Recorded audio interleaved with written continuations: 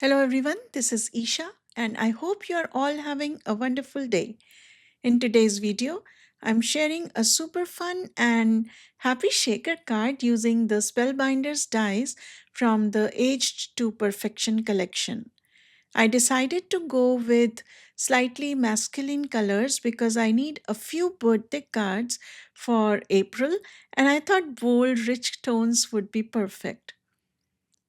Also, quick little share. I'm on the Spellbinders blog today with a trio of cards using the same collection but with a completely different style. Same products, totally different vibe. I'll link the blog post in the description box below so you can check it out after this video. For this card, I'm using the Yay word die from the Age to Perfection collection. I also used the bold numbers press plate to foil the sentiment with black foil, and then I used the coordinating banner die to cut it out. Next, I grabbed the emerald cut labels and tag etched dies to create the shaker frame. As always, all the supplies I used are listed in the description box below. So if something catches your eyes, you will definitely find it there. Now let's start with the background. I am building my background with ink blending. I am using waterfall ink in the center and blending slowly in layers to get that smooth, even color. I always start light. You can add more intensity, but removing the ink, not so easy. Now I'm bringing in marigold at the top of the panel. I start blending on my craft mat first and then slowly move on to the cardstock. That little trick helps to avoid harsh edges. I keep building in layers to get that soft gradient look. And in between colors, I wipe my mat clean. I have definitely learned that the hard way. Skipping that step can lead to surprise color contamination, and we don't want that. Originally, I thought I would use summer shower ink, but halfway through, I changed my mind and switched to seaside ink instead. And honestly, I'm so glad I did. Does that happen to you too, where you plan one color and then change it? Now I die cut a white frame using the octagon dies. At this point, I'm debating shaped card or a regular A2 size card. I also cut a clear acetate sheet. On the back side of the frame, I'm adding strong double sided tape and then adhering the frame directly onto the acetate.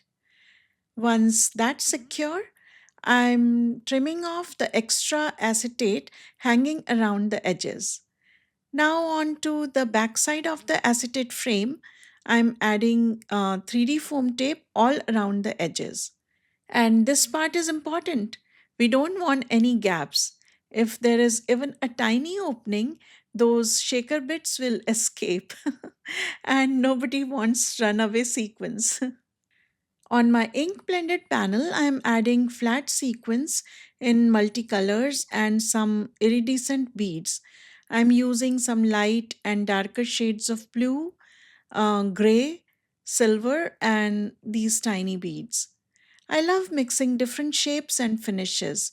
Flat sequins, beads, little sparkly bits. It all makes shaker more dynamic when it moves. Now I remove the backing paper from the foam tape. Before placing the frame down, I add a bit of liquid adhesive onto the foam tape. This gives me wiggle room for positioning, which I highly recommend for the shaker cards. Then slowly, carefully, I place the frame over the sequence and press it down. I could honestly shake this all day. There is something so satisfying and special about the shaker element. At this point, I thought I might make a shaped card. So I place a stamping block over the panel to secure everything. And then I trim the excess cardstock to create that shaped look. Now for the fun part, the yay word. I die cut it in white, medium gray, and silver glitter cardstock. The white layer becomes the shadow. I layer the gray behind it and then decide to add a tiny sliver of silver glitter along the bottom edge. Yeah, it's lots of shadows happening here, but trust me, it's worth it. That little glitter detail gives such a beautiful effect in the end. I adhere the white shadow slightly offset onto the gray layer using liquid adhesive. Thin silver sliver and attach it to the base of the white shadow layer. It's small, but these little details make a big difference in the end result.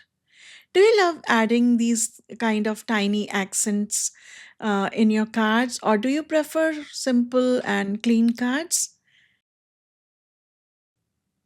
Now, to create the back panel for my card, I die cut another octagon panel from white cardstock and score it at half an inch. This becomes the back panel of our shaped card. You'll see here I temporarily adhered the word diagonally just to test the placement. But don't worry, I changed it later. Sometimes you just need to see it before committing, right? Now I'm adding color to the letters. I'm using Seaside, Waterfall, and Marigold inks, the same ink colors from the background. This is to keep everything cohesive. For my letter Y, I'm starting with Seaside ink. I always keep the darkest tone at the base of each letter to create depth. Then to letter A, I'm going to use waterfall ink and then later add a touch of paradise ink at the base of the letter to deepen the shadow. For my second Y, I used marigold ink. Now my letters are ready, bold and happy. For the sentiment strip, I add marigold ink to a strip of cardstock and then adhere it slightly offset behind the sentiment. Then I create another strip using seaside ink and then layer that as well, slightly offset. Layered strips instantly make sentiments more playful and it binds the focal point to the sentiment. Now, to the final assembly of the card, I adhere the Yay word onto the shaker panel using liquid adhesive. Then I add 3D foam to each of the letter and adhere them inside the empty spaces. Using a tweezer is quite helpful here. I adhere the sentiment strip using a T ruler to align it perfectly because crooked sentiments will bother me forever. For the tiny circles and star shapes, I use the gifting bow dies and also die cut floral centers and berry edges from silver cardstock. These become my custom confetti accents, which I adhere to the card front. And now here it is, our finished shaker card. Bold colors, layered dimension, sparkle, and movement. It just screams celebration. Are you a shaker card fan or do you avoid them? If you avoid them, I hope this video will help you. I hope you enjoyed watching this creative process. Don't forget to like the video, subscribe to the channel, and turn on the notifications so you never miss out on new crafty inspiration. See you next time. Happy crafting and bye bye.